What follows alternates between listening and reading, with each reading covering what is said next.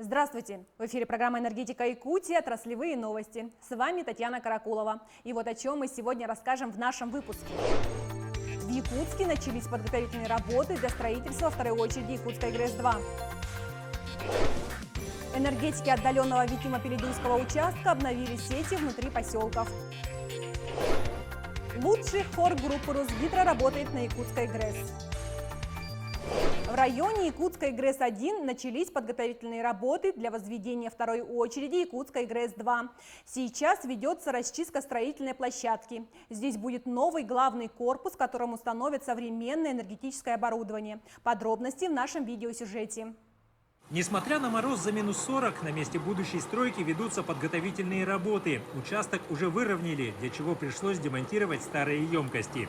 Вторая очередь Якутской ГРЭС-2 будет строиться не на горе, а внизу, по соседству со старой ГРЭС. Идеальное место для производства электрической и тепловой энергии. Принято решение о том, чтобы источники выдачи электрической мощности находились в разных сторонах, то есть для того, чтобы обеспечить кольцевую схему энергоснабжения. Ну и схема выдачи мощности уже готова, схема подачи газа тоже готова.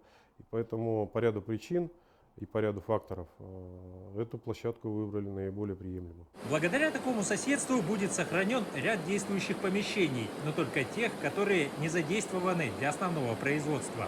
Будут использованы наши действующие здания, сооружения, в основном вспомогательные здания ОВК, объединенный вспомогательный корпус, гаражи, склады, то есть все, что не участвует в прямой технологии, остается и будет использовано уже при эксплуатации второй очереди Якутской ГРЭС-2. Вся проектная документация будущей станции готова. Вторая очередь Якутской ГРЭС-2 разработана современной и мощной. Строительство начнется уже в новом 2022 году. Новые две машины будут. Я сейчас марку не проговариваю, но они будут мощностью единичной 80 мегаватт, две машины по 80 соответственно, плюс пиковая водогрейная котельная из 3 котлов, которая уже построена и уже введена, и множество таких новых технологий, которые будут внедрены на этой станции. С запуском второй очереди Якутской ГРЭС-2 старая станция завершит свою службу. Она без остановки работает с 1970 года и до сих пор по многим параметрам остается уникальной. Ее главная проблема – это возраст. Основное оборудование пора менять. При вводе второй очереди ГРЭС-2 главный корпус Якутской ГРЭС-1 будет законсервирован на первое время. В дальнейшем будем принимать решения о демонтаже и реализации всего основного вспомогательного оборудования Якутской ГРЭС-1. Город Якутск и ближайшие районы республики динамично развиваются. По многим параметрам достигнуты лучшие показатели на Дальнем Востоке. Но энергетики на шаг впереди. И благодаря второй очереди Якутской ГРЭС-2 тепла и света в центральном энергорайоне хватит всем. Производственные объекты Якутской энерго и Сахаэнерго посетил главный инженер Росгидро Сергей Кондратьев.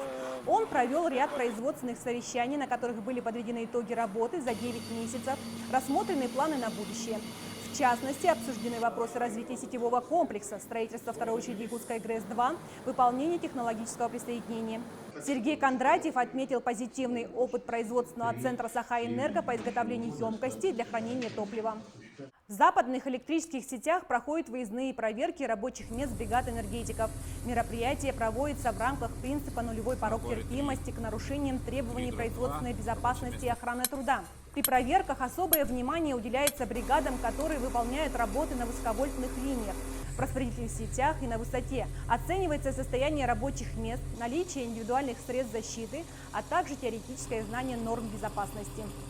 В штатном режиме проходит сезон пиковых нагрузок энергетики Витимо-Пеледуйского участка. В последние годы этим отдаленным населенным пунктам уделяется большое внимание. Внутри поселков ведется замена устаревших опор, прокладываются километры самонесущего изолированного провода. Из поселка Витим Ленского района наш следующий видеосюжет.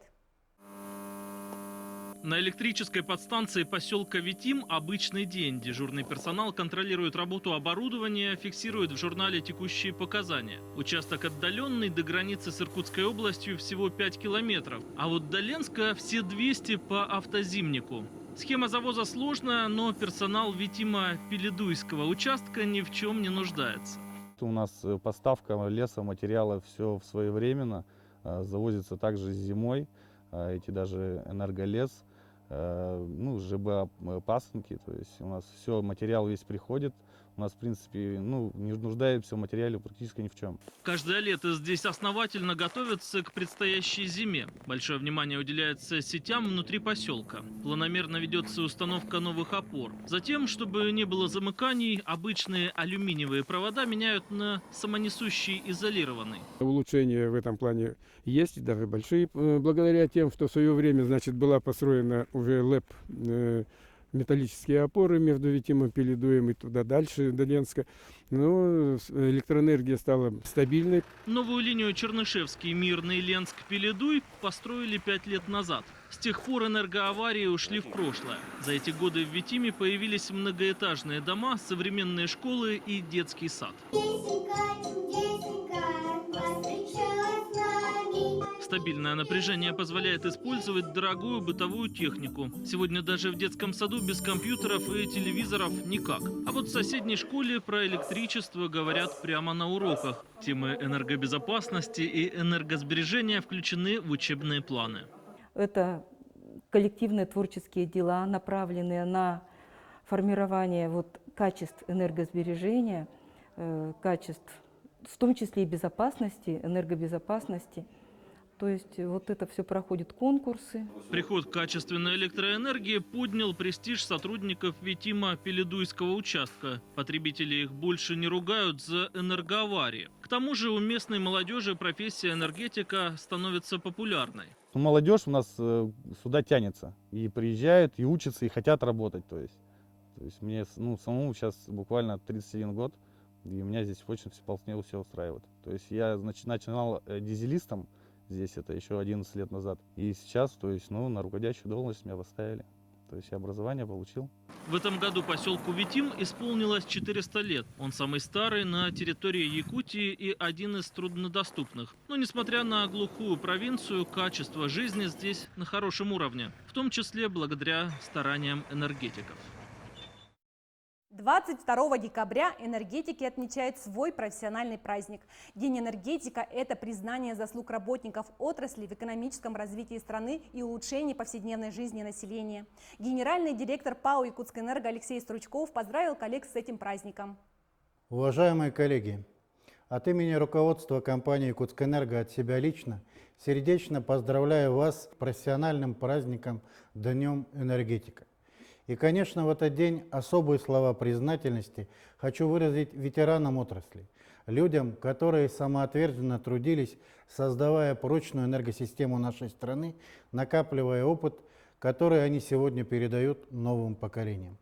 Поздравляя с Днем энергетика, со всей искренностью желаю крепкого здоровья, семейного благополучия, счастья, успехов, чтобы работа на благо потребителя спорилась без травм и аварий, оптимизма и сил для усердного созидательного труда. Счастья вам и вашим близким.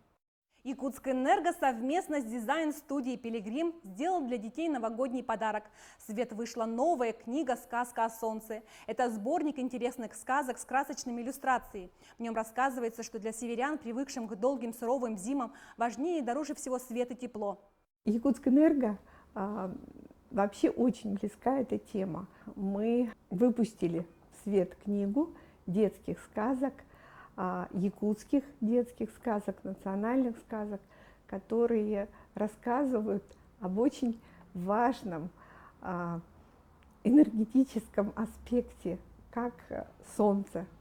И все сказки, они рассказывают о том, как человек и солнце взаимодействуют друг с другом. Сказки о солнце учат добру, мужеству, смекалке и любви к родному краю. Первая партия книжек разъедется по районным поселковым библиотекам, чтобы порадовать юных читателей. Песня «Тундра» ансамбля «Якутская ГРЭС» стала лучшей в конкурсе «Энергия хоров» группы «Росгидро».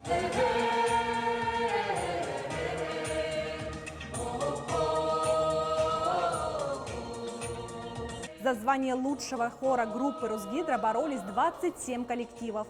Команда «Якутская ГРЭС» покорила членов жюри оригинальным творческим подходом и высоким исполнительным мастерством. Второй участник от «Якутскэнерго» – ансамбль центральных электрических сетей. Получил специальный приз от главного инженера «Росгидро».